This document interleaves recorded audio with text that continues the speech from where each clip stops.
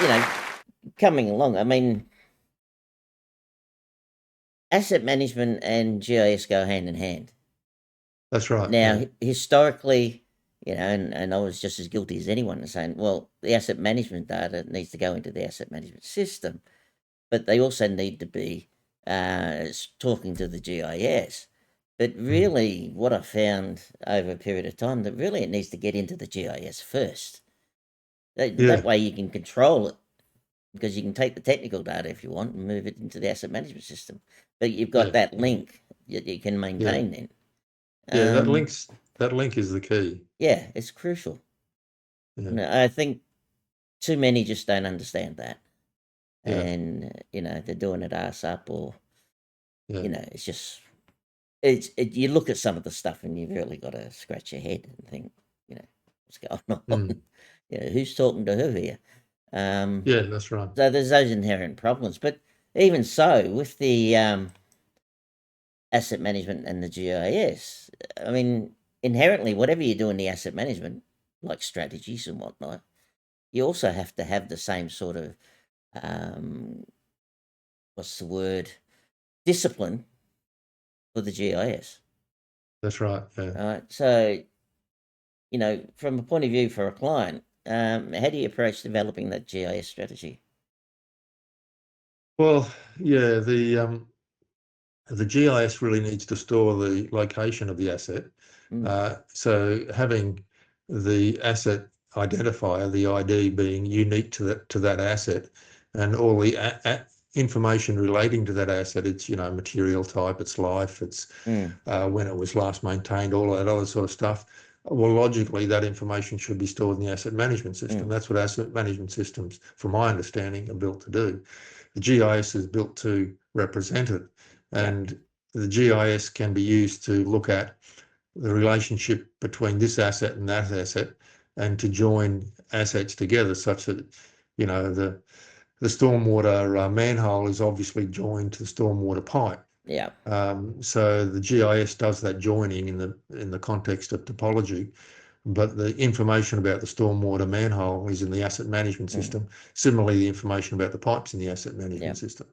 Yeah, and now today you've got things like within Esri, you've got asset management layers Yeah, that's that right. Yeah, sit over the top of the thing, so it can yeah.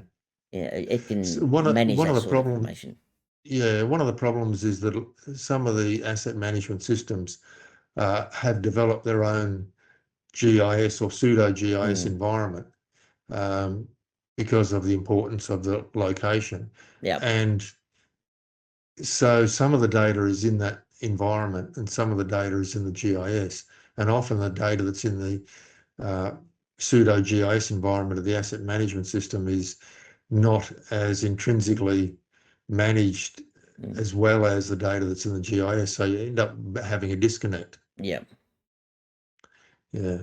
And that makes life difficult unless that's managed. Absolutely. Um, Yeah. I find those sort of problems all the time. I think, the ones doing it well have a good understanding of what they're inherently Yeah. trying to achieve, but there's a lot that are just, flummoxing around. Um, Yeah. they don't have a relationship with the groups, and therefore they've got a multitude in the GIS. They've got a multitude of jobs Yeah. trying to do those, and asset management's obviously focusing on the services and the assets. Um, Yeah. they're not intertwined. They're not well connected, and so you then have that. I suppose where it comes to the lack of what's the word, understanding, or just they're not sure of the data that's in one system or another. So instead of trying to fix it, it just gets lost. Mm. And then no matter what you do, and I know on a few of my projects I've done, you spend half the time fixing their data up, Yeah. That's right. which you shouldn't have to do. Yeah. And but that's what you have to do. I mean, I've got Yeah. one just now. I've done that. I've had to structure the data and everything else, Yeah. because they haven't had that sort of capability or people doing it. Yeah, yeah, So it's an issue in itself. The other issue I find is resources. There's one thing I intend to let the industry know about. There's no benchmarking of how many resources are needed, whether it's for the GIS or whether it's for the asset management, for the yeah, council as a whole. I mean, you yeah, talk about them individually, like drainage and roads and whatever, but when you're talking about an integrated system, and when I mean integrated system, it's a system that's out there, drainage and mm, roads and whatever. Um, you've got to have an understanding of what you need to support that. yeah, yeah. Well, I mean, we used to do, you might recall, Yes. GIS best practice Mm. surveys many years ago. Yes, I was going to mention that. Yeah.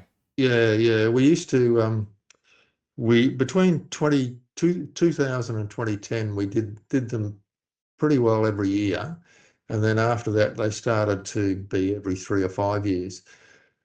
What came out of that was a lot of really good information. And this was back before GIS licenses and I guess that asset management licenses became subscription based. Yeah. So people actually purchased a license, and so Yeah. you could count licenses.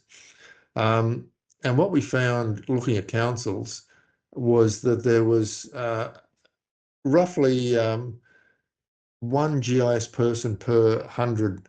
So 1% of the council. So if you had a 500 FTE for the council, and you probably needed 5 people in your GIS. Mm. Similarly, 1,000 person council, you'd need 10 people.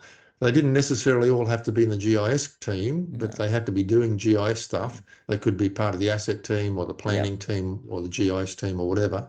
But that was sort of the an indication of the level of resourcing that you needed. I did a project just recently where in Sydney, a large council, that they they had two people in their GIS team and a third who was just starting. So you'd probably say 2.1 or 2.2 FTEs. Mm. The council was about 1,700 people. They had 5 people, but people had left or retired and had been whittled down to 2 people. And of those 2 people, there was one who was doing probably the lion's share of the work Mm. and not doing it all and getting run ragged and Mm. being not so much blamed but asked why she wasn't doing everything that was required of her. And the reason was that she was understaffed.